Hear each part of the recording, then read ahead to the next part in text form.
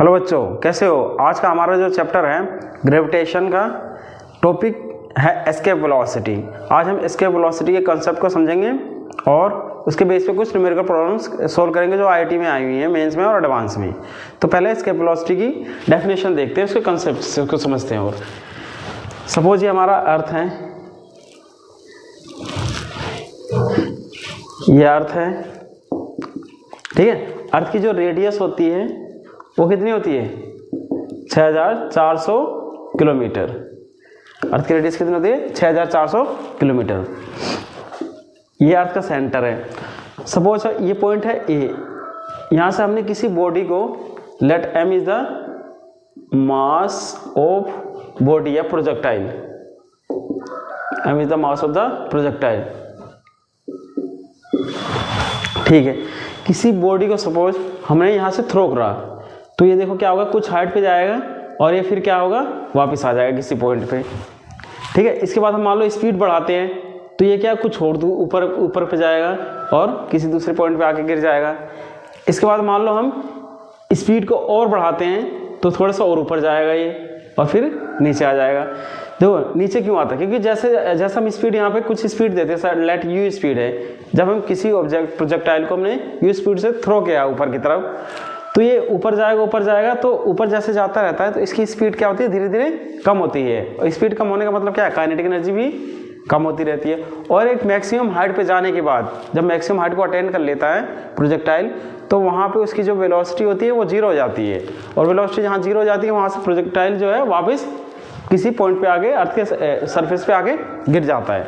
जैसे जैसे देखो प्रोजेक्टाइल ऊपर जाता है, वेलोसिटी तो डिक्रीज होती है, लेकिन ग्रेविटेशनल पोटेंशियल एनर्जी वो जो बॉडी की वो क्या होती है, इंक्रीज होती जाती है।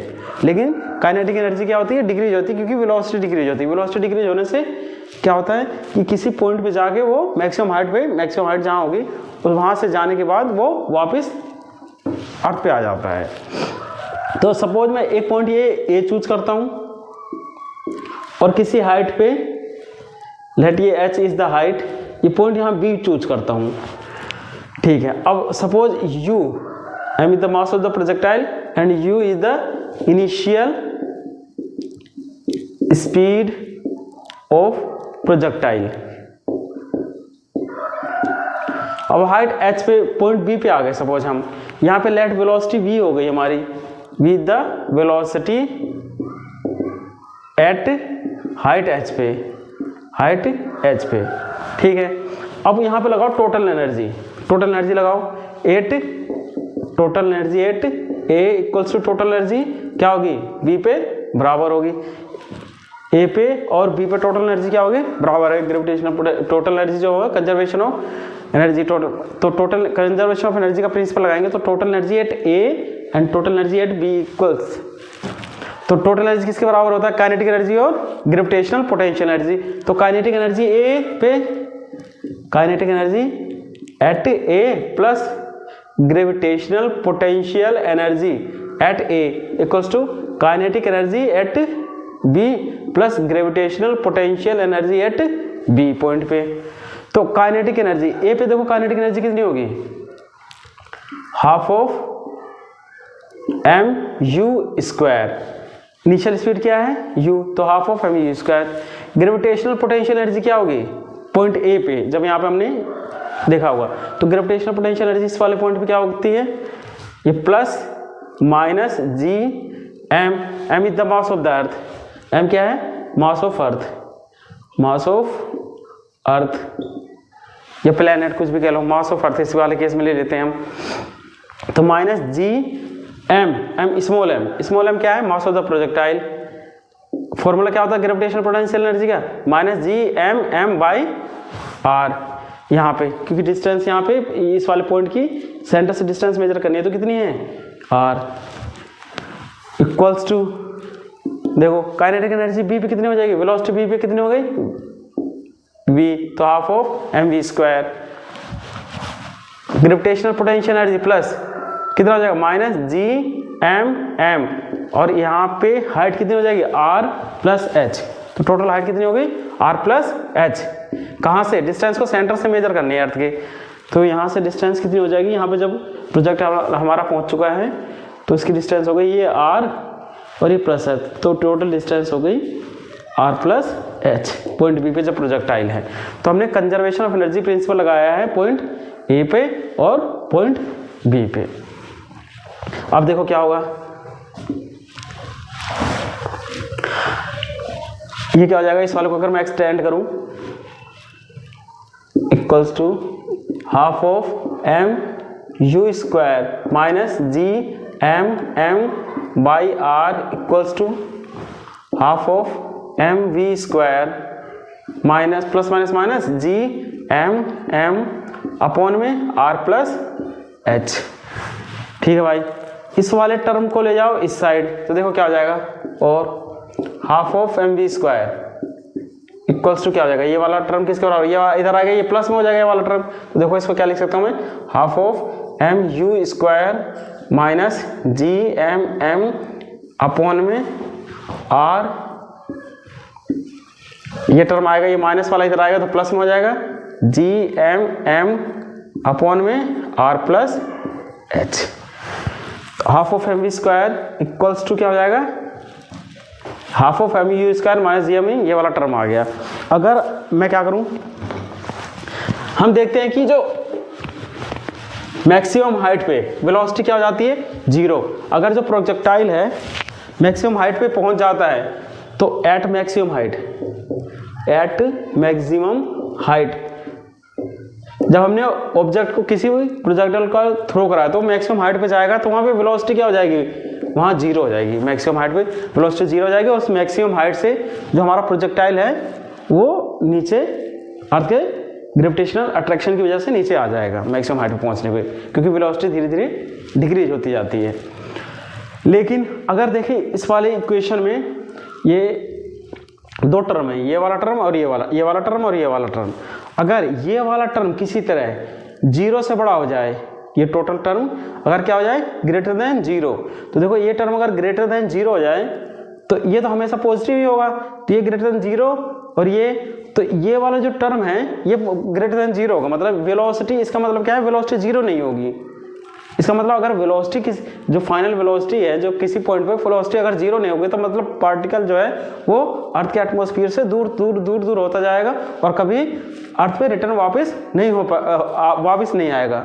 जब अर्थ के एटमॉस्फेयर मतलब अर्थ के सरफेस पे वो फिर कभी वापस नहीं आएगा, तो उसी को हम कहते हैं एस्केप वेलोसिटी।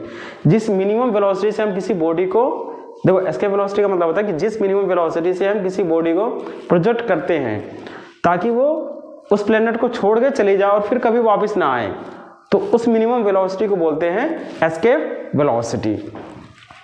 तो इस वाले टर्म में एस्केप, ये वाली वैल्यू पॉजिटिव होने के लिए कि ताकि जो प्रोजेक्टाइल हमने थ्रो कराया है वो कभी वापस ना आए, मतलब वी की वैल्यू कभी जीरो ना आए। मैक्सिमम हाइट पे तो वी जीरो हो जाएगा, लेकिन ये कभी अगर जीरो नहीं हुए तो पार्टिकल जो है बियॉन्ड अर्थ के या प्लेनेट के दूर दूर होता जाएगा और कभी वापस नहीं आएगा। तो वो क्या है, अर्थ या प्लेनेट की ग्रेविटेशनल फोर्स को एस्केप कर जाएगी। तो इस टर्म को क्या बनना चाहिए, positive, half of m u square minus G M m upon में आर को हमेशा शुड भी greater than equals to zero होना चाहिए, ताकि बॉडी जो है वो अर्थ के ग्रेविटेशनल फोर्स को या अट्रैक्शन को या प्लेनेट के लीव कर जाए। तो ये टर्म हमेशा क्या होना चाहिए, पॉजिटिव।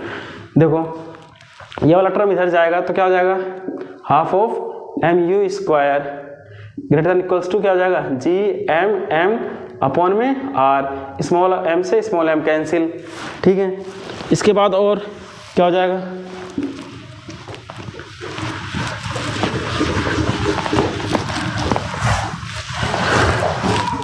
तो देखो ये हो जाएगा, ये टू इधर चले जाएगा तो क्या हो जाएगा, यू स्क्वायर से मैं लिख सकता हूँ स्क्वायर रूट 2gm अपॉन में आर।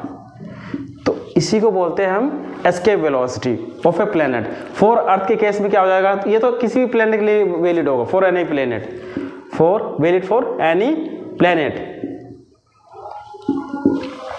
अगर देखें gm, हम जानते हैं कि g इक्वल्स टू क्या होता है, g equal to gm by r square होता है।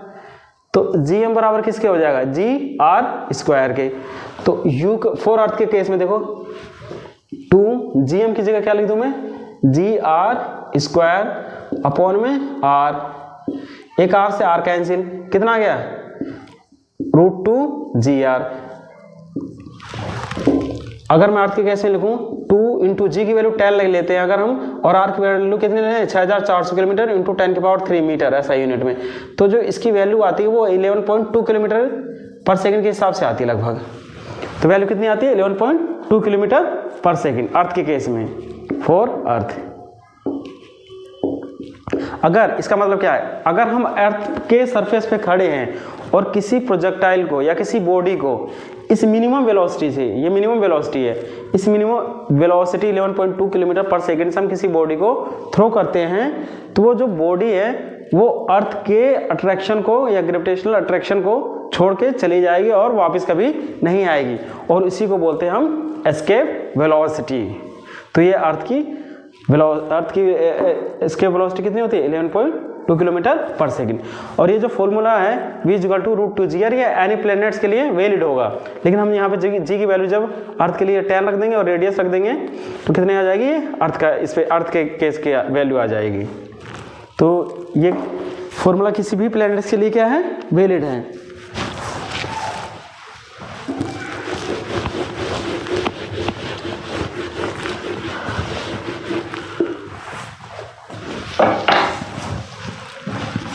जो एस्केप वेलोसिटी होती है वो सपोज ये अर्थ हमारा, एस्केप वेलोसिटी देखो इंडिपेंडेंट है मास ऑफ द बॉडी। तो एस्केप वेलोसिटी जो होती है वो मास ऑफ द प्रोजेक्टाइल, जो प्रोजेक्टाइल हम थ्रो कर रहे हैं मास पे डिपेंड नहीं करती है, एंगल ऑफ प्रोजेक्शन पे भी डिपेंड नहीं करती है। एंगल ऑफ प्रोजेक्शन किस एंगल से भेज रहे हो उस पर भी डिपेंड नहीं करती है। तो escape velocity will not depend on mass of the projectile या body, and angle of projection पे भी नहीं डिपेंड करता है। अगर देखो सपोज ये एक RMS स्पीड होती है, ये हम आगे चैप्टर में देखेंगे 3RT मॉलिक्यूल्स की RMS स्पीड होती है। अगर किसी भी प्लेनेट पे v एस्केप वेलोसिटी, अगर किसी प्लेनेट पे एस्केप वेलोसिटी देखो, अगर एस्केप वेलोसिटी और RMS, इसको इसके RMS स्पीड कहते हैं RMS, अगर किसी प्लेनेट की जो एस्केप वेलोसिटी RMS स्पीड से ज़्यादा है तो वहाँ पे एटमॉस्फेयर होगा, जैसे कि हमारे अर्थ के केस में है। फॉर एग्जांपल क्या है अर्थ के केस में क्या है कि जो एस्केप वेलोसिटी है अर्थ की वो ज़्यादा होती है मॉलिक्यूल के RMS स्पीड से, इसलिए यहाँ पे एटमॉस्फेयर होता है। लेकिन अगर किसी प्लेनेट पे एस्केप वेलोसिटी RMS स्पीड से मॉलिक्यूल के कम हो जाए तो वहाँ पे एटमॉस्फेयर नहीं होगा, नो एटमॉस्फेयर। ये इसका एग्जांपल क्या हो गया मून के एटमॉस्फेयर, कोई एटमॉस्फेयर नहीं है क्योंकि वहाँ पे जो मॉलिक्यूल की RMS स्पीड है वो इसकी एस्केप वेलोसिटी से क्या है ज़्यादा। तो ये वाला formula u = escape velocity. Escape velocity अगर हम डेफिनेशन लिखें, एस्केप वेलोसिटी किसे कहेंगे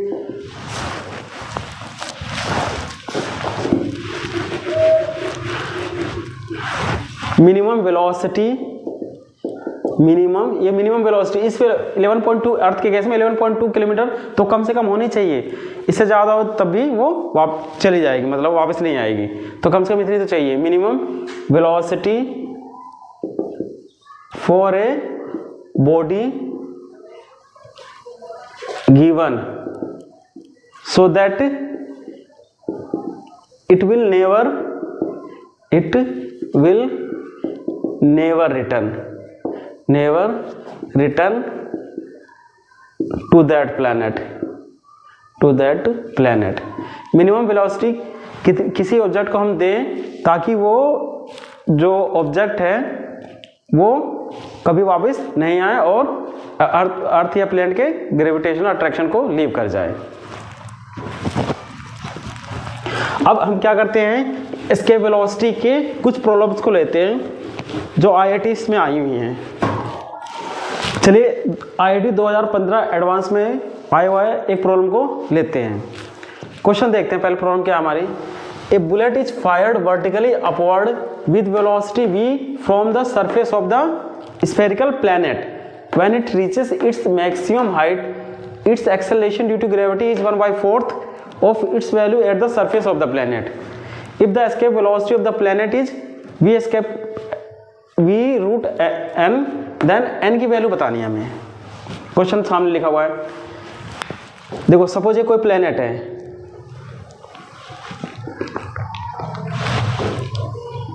ओ इसका सेंटर है, ये रेडियस है उस प्लेनेट का, ये पॉइंट हो गया A, और एक हाइट है, सपोज एक पॉइंट B है, हाइट h पे, ठीक है।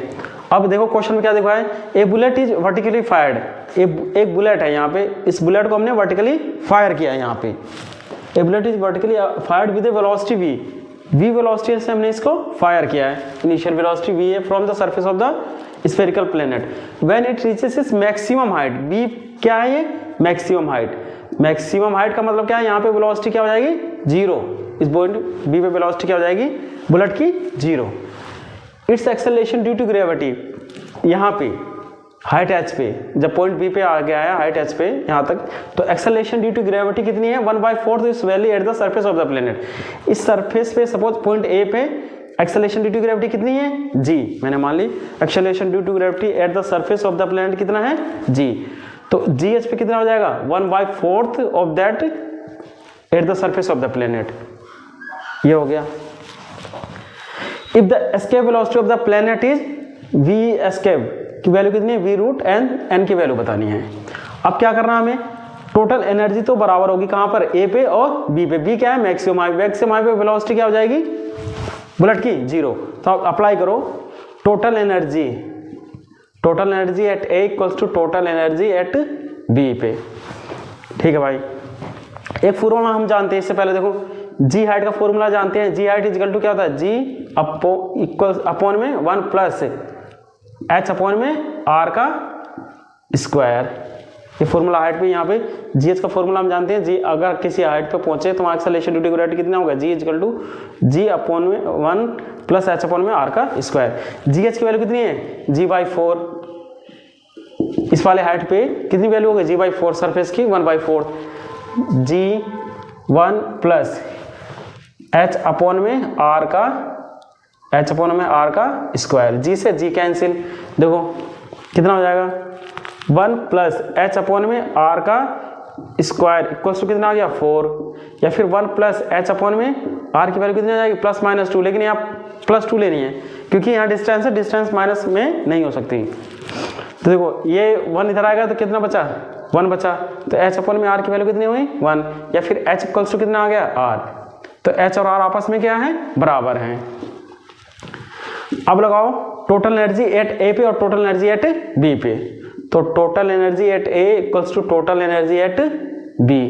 टोटल एनर्जी a पे क्या होगी काइनेटिक एनर्जी और पोटेंशियल एनर्जी, काइनेटिक एनर्जी कितनी होगी half of mv², velocity v से हमने बुलेट को क्या है प्रोजेक्ट किया है। पोटेंशियल एनर्जी कितनी होगी -gm, m is the mass of the planet, let m is the क्या है capital M is the mass of the planet, small m is the mass of the bullet, small m is the mass of the bullet, तो g -gm m upon में r कहां पर point a पे equals to, देखो यहाँ पे kinetic energy कितनी हो जाएगी 0, मैक्सिमम हाइट है क्योंकि मैक्सिमम हाइट पे b पे पहुंचा हुआ है, प्लस कितना पोटेंशियल एनर्जी कितना हो जाएगा -gm अपॉन में r प्लस h, ठीक है। अब क्या करो हमें क्या निकालना है vn की वैल्यू निकालनी है, तो देखो क्या करना है, इस वाले टर्म को इधर ले जाओ, half of mv² equals to, ये माइनस इधर आके प्लस हो जाएगा gm अपॉन में r, और ये हमारा ये माइनस वाला प्लस हो गया, ये तो माइनस है ही, -gm अपॉन में r प्लस h। देखो h और r आपस में क्या है बराबर, तो h की जगह मैं r रख दूंगा तो कितना हो जाएगा 2r, ये माइनस है, h की जगह मैंने r रख दिया, r प्लस r कितना हो जाएगा 2r। अब देखो ये m इधर भी है इधर भी है और इधर भी है, कैंसिल हो गया है, तो क्या बचा v² अपॉन में 2 इक्वल्स टू gm/r को ले लिया हमने कॉमन, देखो या फिर यहाँ पे देखो gm बाई आर। यहाँ क्या बचेगा 1 माइनस, यहाँ बचा क्या 1/2, 1 माइनस 1/2 कितना बचा हाफ, तो इसको मैं डायरेक्टली लिख दूँ कितना हाफ, तो यहाँ 2 लिख दिया। इस 2 से ये 2 कैंसिल, तो v स्क्वायर इक्वल्स टू कितना आ गया, v स्क्वायर इक्वल टू आ गया gm by r. v square equal to कितना आ गया gm बाई आर। या हम जानते हैं कि सरफेस पे g इक्वल टू कितना होता है gm by r square, g equal to कितना होता है gm बाई आर स्क्वायर। तो gm की जगह देखो v स्क्वायर को ये हम ऐसे भी लिख सकते हैं, ऐसे इस तरह v equal to root gm by r. तो g इक्वल टू क्या लिख दूँ मैं, gm की जगह क्या लिख दूँ gr स्क्वायर, gm को लिख दिया हमने gr स्क्वायर अपॉन में r, gm की जगह क्या लिख दिया gr स्क्वायर अपॉन में r है, एक r से r कैंसिल, तो क्या हो गया रूट gr। तो v की वैल्यू कितनी आ गई रूट gr। और एस्केप वेलोसिटी किसी भी प्लेनेट पे अभी हमने देखा था क्या होता है, अभी फॉर्मूला हमने ट्राई करा था एस्केप वेलोसिटी का। तो एस्केप वेलोसिटी किसी भी प्लेनेट पे कितना होता है root two g r. Acceleration due to gravity पे और रेडियस ऑफ द प्लेनेट पे डिपेंड करता है। अब देखो v एस्केप इक्वल टू कितना हो गया रूट टू जी आर, और v की वैल्यू कितनी आई हमारी रूट जी आर। v अब क्या करो कि यहाँ पे देखो v escape equals to root two, और इसको ऐसे लिख लो root g are. v escape का ऐसे लिख लिया root two root g R. अब रूट जी आर किसके बराबर है, देखो v के बराबर है। रूट जी आर की वैल्यू जगह मैंने लिख दिया रूट टू, और रूट जी आर की जगह क्या है लिख दिया हमने v रूट टू। v इसके बराबर किसके आ गया v रूट टू। अब देखो हमें क्वेश्चन में क्या देखा था v escape equals to v root n। अगर मैं इसको कंपेयर करूं तो n की वैल्यू कितनी आ गई 2, तो n बराबर कितना आ गया 2। n की वैल्यू बतानी है थी हमें।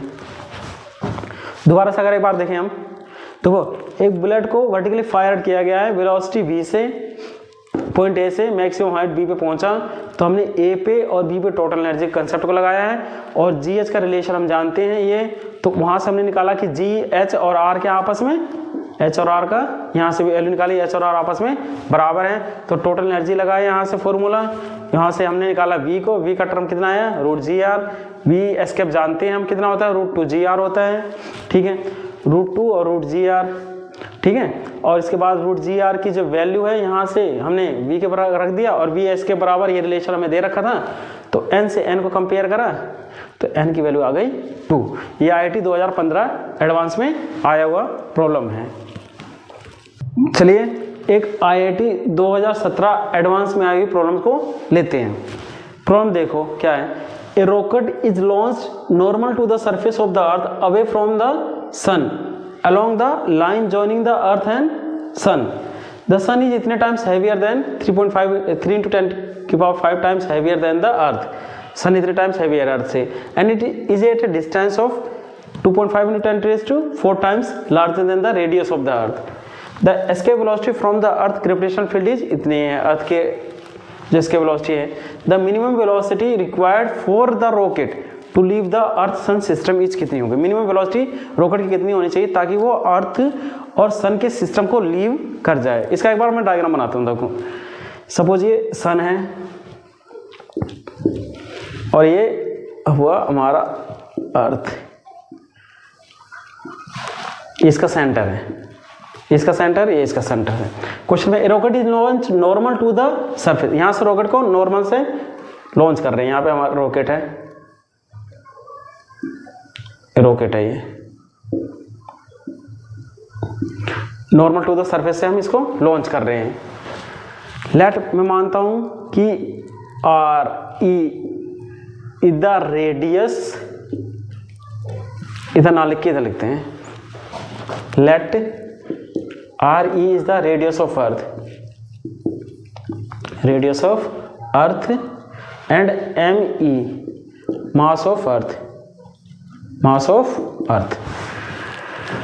ठीक है, अब देखो क्वेश्चन में क्या लिखा हुआ है, रॉकेट को स्मॉल m मान लो, mass of rocket, mass of rocket. A rocket is launched normal to the surface of the earth away from the sun along the line joining earth and sun, line joining earth and sun। इसका centre O1 O2 मान लिया, ठीक है। The sun is इतने times heavier than the अर्थ, तो मास ms क्या हो गया, मास ऑफ सन। तो मास ऑफ सन कितना हो गया, सन का मास कितना हो गया 2.5 इंटू 10 की power, sorry mass of sun, sun का मास कितना है 3 इंटू 10 की power 5 times mass of earth, and R S नहीं, heavier than the earth, and it is a distance, जो सन है, सन की डिस्टेंस रॉकेट से कितनी है, लेट मैंने आर मान ली, वो आर कितनी है देखो, and earth and sun is at a distance of 2.5 into 10 times larger than the radius of earth. Earth की जो डिस्टेंस है, जो सन की डिस्टेंस है रॉकेट से, वो कितनी है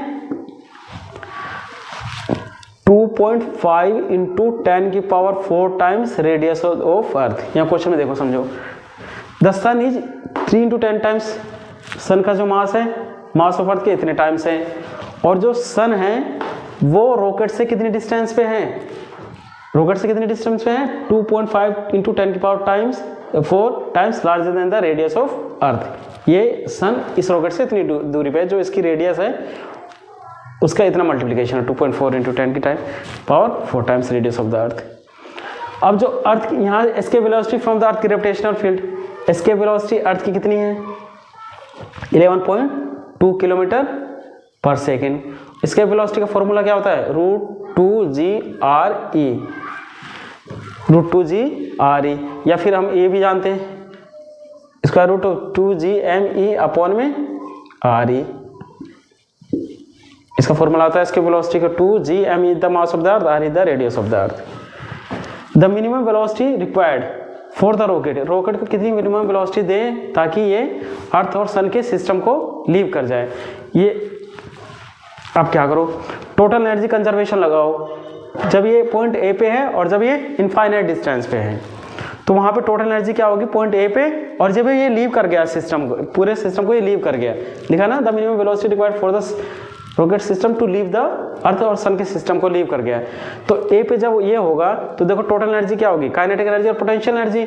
काइनेटिक एनर्जी किसकी, अर्थ की, पोटेंशियल एनर्जी किसकी, अर्थ की, प्लस फिर पोटेंशियल एनर्जी किसकी, सन की, तो टोटल एनर्जी हो गई। ये टोटल एनर्जी जब ये कहाँ पर होगा पॉइंट ए पे, और ये जब कहाँ जीरो कहाँ हो जाएगा जब ये रॉकेट हमारा अर्थ और सन के सिस्टम को छोड़ जाएगा, तो बहुत दूर पहुंच जाएगा, तो वहाँ पे वेलोसिटी कितनी हो जाएगी जीरो, और ग्रेविटेशनल पोटेंशियल एनर्जी भी उस वाले केस, उसके केस में अर्थ और सन की वजह से क्या हो जाएगी जीरो। तो जब यहाँ पे हमने इसको वेलोसिटी कितनी दी है देखो, अब देखो यहाँ काइनेटिक एनर्जी मिनिमम वेलोसिटी भी से हमने इसको क्या करा है, ये rocket is launch normal to the surface of the earth away from the sun along the line, ठीक है। तो काइनेटिक एनर्जी कितनी होगी, half of mv²। Potential energy क्या होगी, v द वेलोसिटी से, v वेलोसिटी से हमने इसको प्रोजेक्ट किया है, पोटेंशियल एनर्जी कितनी होगी -gm। किसके केस में, अर्थ के केस में देखो क्या होगा, डिस्टेंस को सेंटर से मेजर करना है, r the radius of earth, तो -gm mass of the earth m upon में r। इस रॉकेट की यहाँ से डिस्टेंस कितनी हुई r, और mass of the rocket minus, ये प्लस रहता है ना यहाँ पे, यहाँ प्लस है, ये gravitational potential energy plus minus GMS mass of the sun, mass of the rocket upon में डिस्टेंस कितनी हो गई r, या RE आएगा, डिस्टेंस कितनी है यहाँ रॉकेट की इतनी, इक्वल्स टू 0, ठीक है।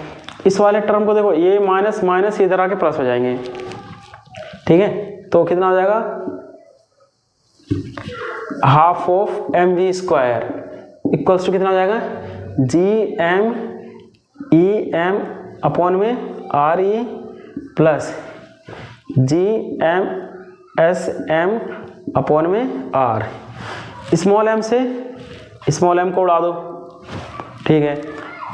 देखो 2 इधर भी आ जाएगा, पूरे में आ गया, इसको मैं ऐसे लिख सकता हूँ v square equals to 2 times GME upon में RE प्लस G2 आएगा यहाँ भी MS अपॉन में R का अंडर रूट लगा हुआ है, इसको यहाँ से हटाया, तो ये फॉर्मूला m से m कैंसिल, ये स्क्वायर रूट आ गया और 2 यहाँ आ गया, तो ये फॉर्मूला बन गया। इसके बाद आगे देखो,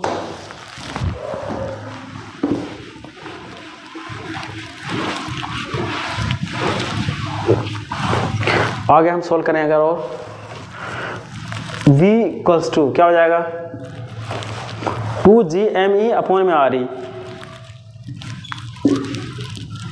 2GME अपॉन में RE प्लस 2GMS कितना है 3 × 10⁵ ME, 3 × 10⁵ ME अपॉन में R की वैल्यू कितनी है 2.5, रख दो वैल्यू इतनी, 2.5 × 10⁴, 2.5 × 10⁴ RE, इसको भी मिटा दो। देखो 2 टाइम्स GME अपॉन में RE, 2GMS की वैल्यू रख दी हमने यहाँ से उठा के, ये 2GMS की वैल्यू होगी 3 × 10⁵ ME और R की वैल्यू हो गई 2.5 × 10⁴ RE।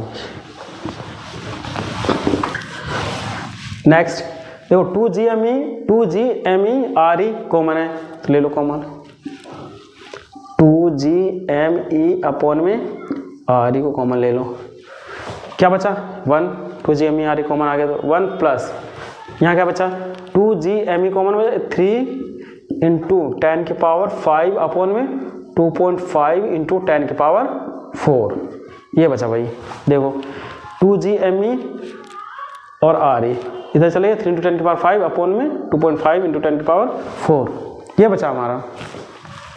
देखो 10⁴ से 10⁴ कैंसिल, यहाँ कितना बचेगा, यहाँ कैलकुलेशन में करोगे, देखो 3 × 10 बचेगा, 10⁴ से 10⁴ अपॉन में यहाँ कितना बचेगा 2.5, एक यहाँ से लाओ, ये यहाँ से पॉइंट हटाया 0 बढ़ा दिया, ये कितना का 5 से काटो, 5 × 5 = 25, 5 दूनी 10, ये 5 कितना हो जाएगा 5 चौक 20 और ये 4 तियाँ 12 आ गया, ये टोटल टर्म की वैल्यू कितनी आ गई 12 प्लस 1 कितना हो जाएगा 13। तो इसको मैं डायरेक्ट लिखता हूँ, देखो ये कितना हो गया √2 2GME अपॉन में RE ×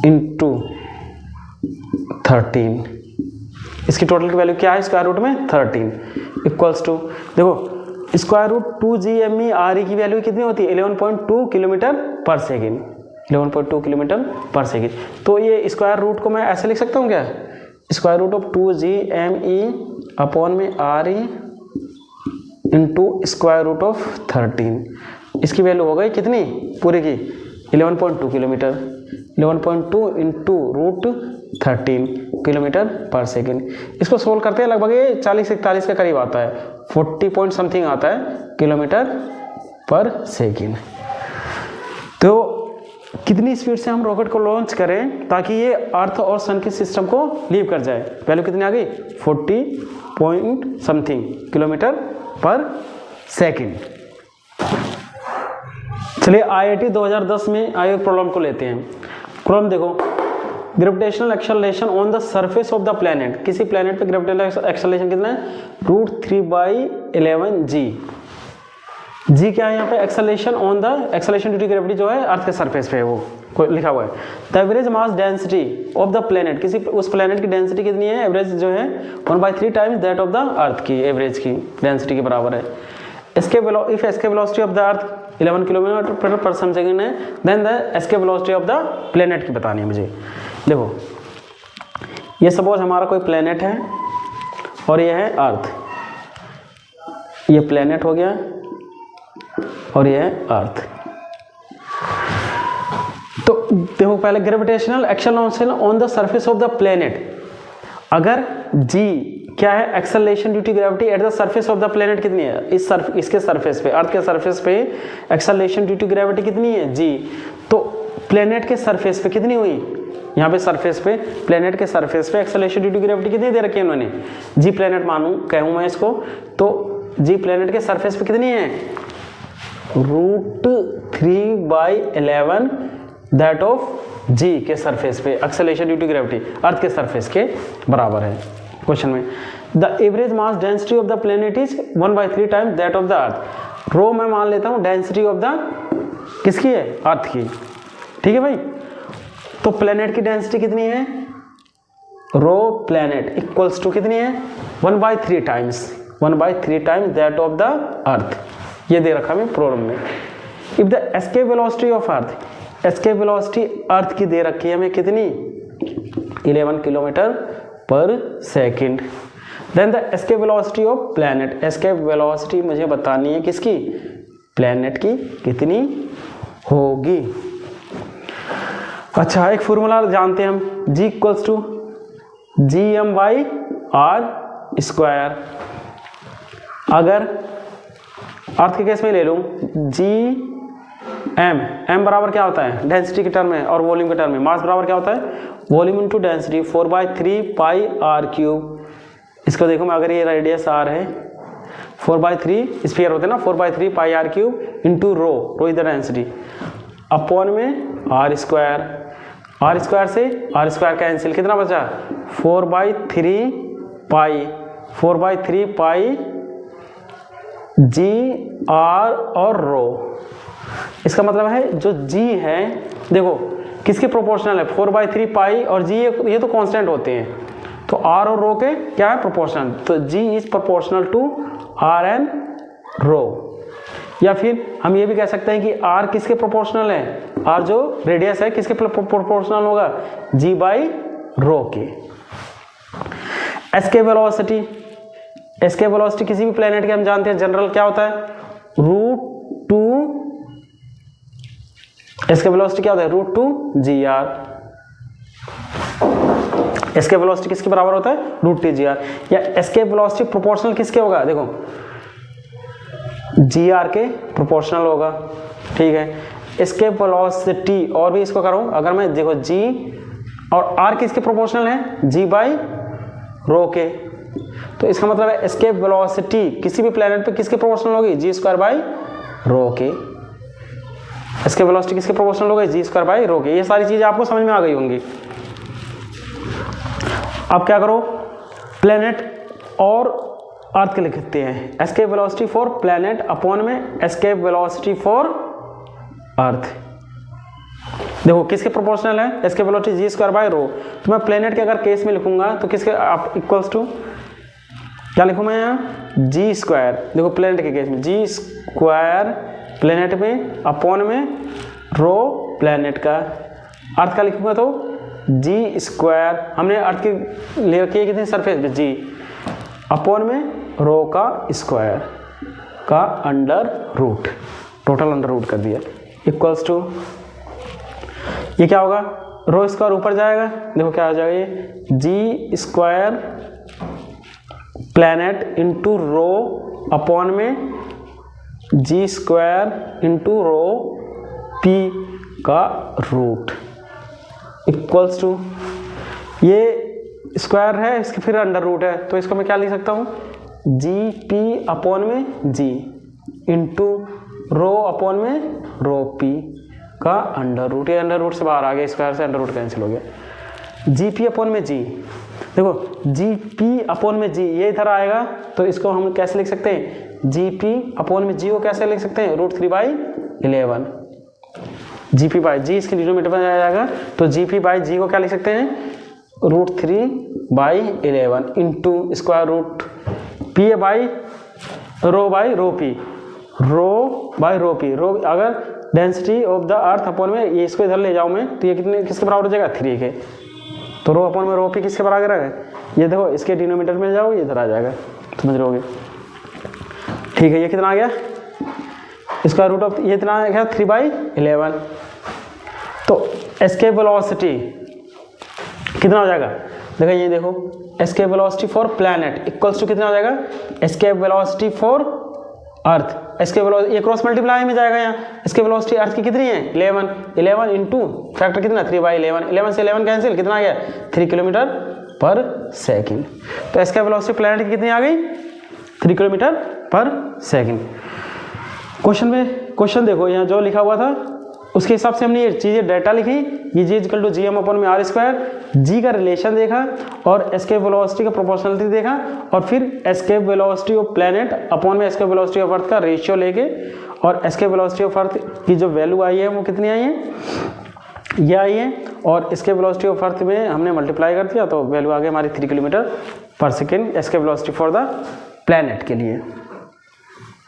IIT 2012 में आई एक प्रॉब्लम को लेते हैं, तो प्रॉब्लम क्या है, 2 spherical planets P and Q have the same uniform density rho, mass MP and MQ। जो प्लैनेट P है उसकी डेंसिटी तो दोनों P और Q की दोनों की डेंसिटी क्या है रो, जो मास P का है वो P का मास कितना है MP, Q का मास कितना है MQ, और सरफेस एरिया P का जो है A है और Q का है कितना 4 है रिस्पेक्टिवली करके लिखा हुआ है। तो एक तीसरा प्लैनेट है स्फेरिकल जिसका नाम है R, आल्सो है तो सेम यूनिफॉर्म, उसकी डेंसिटी भी कितनी है रो, यूनिफॉर्म डेंसिटी रो है, और उसका जो मास है किसका R का कितना है MP प्लस MQ। तो इन तीनों जो प्लैनेट्स है PQR, 3 प्लैनेट्स होगा हमारे कौन कौन से PQR, उनकी एस्केप वेलोसिटी में कौन सा रिलेशन वैलिड होगा ये बताना मैंने, इनमें से कौन सा ऑप्शन सही है। ऑप्शन तो मैंने अपने आप से बनाए हैं, हमें से बताना है इनमें से कौन सा ऑप्शन एक करेक्ट होगा। तो देखते बनाते पहले कौन सा प्लैनेट है, ये प्लैनेट सपोज P हो गया, ये Q हो गया और ये R हो गया, P Q and R, PQR है, ठीक है।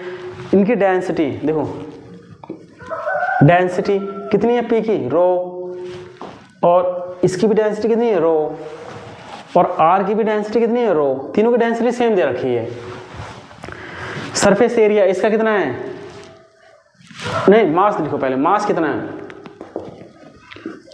मास इसका है MP, इसका है MQ और इसका मास है MP प्लस MQ देखो, और R का मास कितना है MP प्लस MQ। इसके बाद जो एरिया है सरफेस एरिया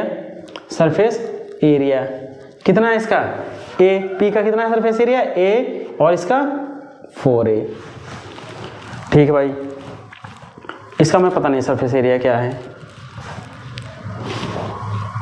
हमें रिलेशन बताना है इसमें, तो ये PQR,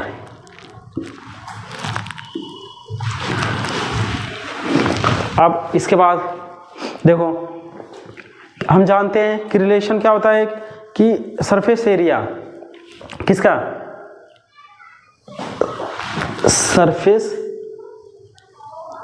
surface area of Q upon में surface area of P, surface area of P equals to, surface area का फॉर्मूला क्या होता है 4 पाई, अगर इसकी रेडियस क्या है RQ RP और RR, radius of R 4 pi RQ का square, surface area 4 pi RP का square equal to surface area Q का कितना दे रखा है 4A equals to 4A upon में A से A कैंसिल, 4 पाई से 4 पाई कैंसिल, तो इक्वल्स टू देखो कितना होगा RQ अपॉन में RP, RQ अपॉन में RP इक्वल्स टू कितना आएगा स्क्वायर रूट ऑफ 4 मतलब कितना आ गया 2, तो RQ की वैल्यू कितनी हो गई 2 टाइम्स ऑफ RP।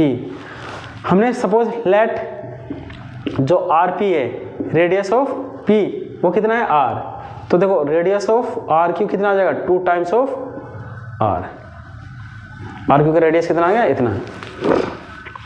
इसी तरह मास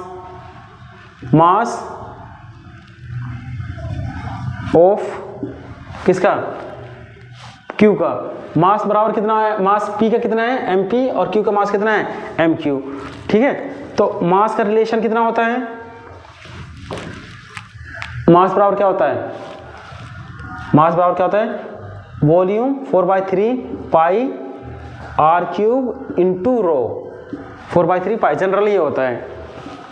अगर मैं किसके लिए लिखूं, प्लेनेट पी के लिए, तो सॉरी क्यू के लिए अपॉन में पी के लिए, एम क्यू अपॉन में एम पी इक्वल्स टू कितना हो जाएगा 4/3 पाई आर क्यू की क्यूब इंटू रो। डेंसिटी दोनों की तो सेम है, 4/3 पाई आर क्या पी का क्यूब इंटू रो। तो मास बराबर क्या होता है, density into volume. 4/3 pi rho ये कैंसिल, ये क्या बचा आर क्यू अपॉन में R P, R Q upon में R P cube equals to are Q upon में आर पी। देखो आर क्यू अपॉन में R P, R Q upon में आर पी यहाँ से निकालो तो कितना आ जाएगा, आर क्यू अपॉन में आर पी कितना आ जाएगा 2, आर क्यू अपॉन में आर पी इसके बारे में 2 इक्वल्स टू 2 की पावर 3 तो कितना आ गया 2 की पावर 3 इक्वल टू 8। इसका मतलब क्या है M Q equals to 8 times of M P. और लेट हमने क्या मान लिया कि M P mass of P का कितना है मास एम, तो मास ऑफ क्यू कितना आ गया 8m, मास ऑफ क्यू कितना आ जाएगा 8m। इसको लिख लेते हैं यहाँ पे। देखो मास ऑफ आर क्यू की वैल्यू कितनी आ गई 2r है ना, जहाँ पे आर इसका हो गया। एम क्यू की वैल्यू कितनी आ गई, एम क्यू की वैल्यू आ गई 8m। इसी तरह आप दोबारा से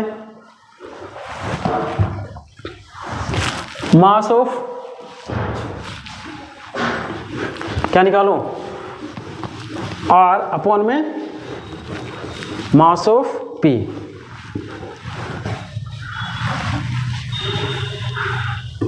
मास ऑफ क्या R अपॉन में mass of P equals to mass of R कितना है MP plus MQ।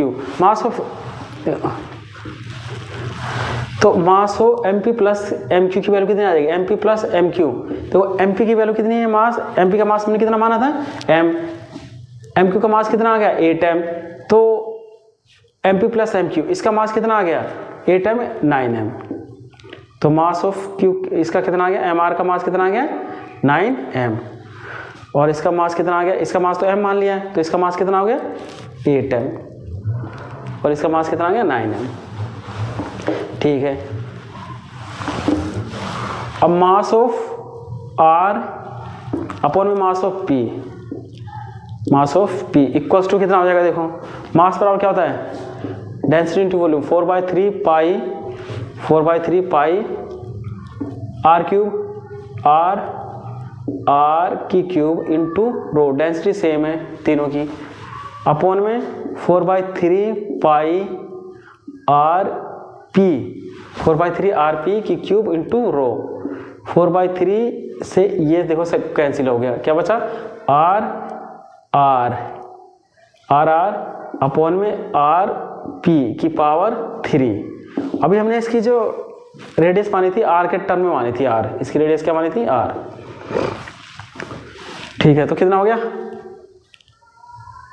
R upon में RP की कितना हो गया R की पावर 3, MR अपॉन में MP, MR का फॉर्मूला कितना आ गया 9m अपॉन में MP का मास कितना M से M कैंसिल कितना हुआ 9, तो इसको मैं डायरेक्ट लिखता 9। यहाँ कितना आ गया, इसका रेशियो कितना आ गया 9। ठीक है, ये क्यूब है, देखो यहाँ तो क्या लिख देंगे 1/3 इक्वल्स टू कितना आ जाएगा RP अपॉन में RP अपॉन में R, यहाँ किया 1/3 हो जाएगा RP अपॉन में R और RP कितना आ गया रेडियस R इंटू 9 की पावर 1/3। RP का भी रेडियस आ गई, RP की रेडियस कितनी आ गई R इंटू 9/3। RP की जो रेडियस आ गई कितनी आ गई R इंटू 9 की पावर 1/3। अब हम रेशियो इसके वेलोसिटी का रेशियो बताना हमें, इसके वेलोसिटी देखो समझ में आ रहा होगा आप लोगों को सभी को। इसके वेलोसिटी का जनरल फॉर्मूला क्या होता है √2gr। हमें किसके टर्म में दे रखा है इसके वेलोसिटी किसके टर्म में दे रखा है, मास देखो, देखो रेडियस के टर्म में और बताना है किसके टर्म में, मास के टर्म में। तो एक फॉर्मूला क्या होता है, root G M by R, root G M by R, क्योंकि है ना root G M by R, ये जनरल होता है हमारा जनरल। अगर मैं प्लेनेट किसके लिए लिखूँ, पी के लिए, फॉर पी के लिए, तो एस्केप वेलोसिटी फॉर पी देखो क्या होगा, रूट जी, ये तो कांस्टेंट हो गया, मास ऑफ पी अपन में radius of planet P equals to क्या हो जाएगा, root G. Mass of planet को क्या हमने माना है, एम, एम मान लिया, रेडियस क्या मानी है, आर, तो ये आ गया पहला। क्यू को देखो, एस्केप वेलोसिटी फॉर क्यू क्या हो जाएगा, 2g mass of Q upon में radius of Q equals to 2g mass of Q कितना है, मास ऑफ क्यू कितना है 8m, 8m अपॉन में आर क्यू, आर की वैल्यू कितनी है 2r, 2r स्क्वायर रूट, 2 से 2 कैंसिल कितना आ जाएगा 8gm by R, 8gm by R. Escape velocity 4 किसके लिए, आर के लिए, इक्वल्स टू कितना आ जाएगा, देखो 2g mass of R upon में radius of R equals to 2gm mass of R और radius of R equals to 2gm mass of R, mass of R कितना है, मास ऑफ आर कितना निकाला हमने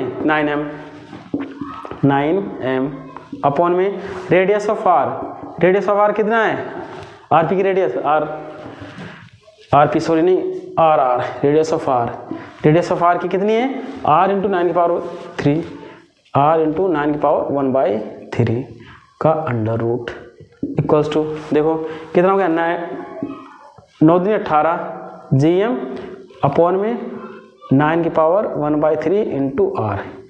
अब इनका रिलेशन देखो, इसको देखो, इसको और इस वाले तीनों टर्म को देखो। अब आपको कौन सा बड़ा दिखाई दे रहा है, सबसे बड़ा कौन है, देखो ये तो सबसे छोटा हो गया, क्या है वीपी, सबसे छोटा कौन सा हो गया वीपी, है ना। अब इन दोनों में कन्फ्यूजन है, जीएम क्योंकि GM upon R, GM upon R, GM upon R, ये तो कॉमन ही है। अब यहाँ पे 8 है, यहाँ 18/9 की पावर 1/3, इसकी जो वैल्यू आती है 2.08 आती है 9 की, इसका जो है, तो ये जो वैल्यू आएगी ना जब इसको हम डिवाइड करेंगे तो ये 9 से थोड़ी सी कम आएगी और 8 से बड़ी आएगी, तो 8 से ना वैल्यू बड़ी आएगी। तो इसका मतलब क्या है कि ये वाली जो वैल्यू है एस्केप वेलोसिटी आर की सबसे बड़ी हो गई, फिर उसके बाद ये वाली और फिर सबसे छोटी है। तो ऑप्शन कौन सा हो गया, सबसे बड़ी एस्केप वेलोसिटी, पहला ऑप्शन सही हो गया हमारा, एस्केप वेलोसिटी आर, फिर क्यू और फिर पी। तो ये प्रॉब्लम थी IIT 2012 में आई हुई। आई थिंक आज की क्लास आपको एस्केप वेलोसिटी और उसके जो प्रॉब्लम्स हैं अच्छे से समझ में आ गए होंगे।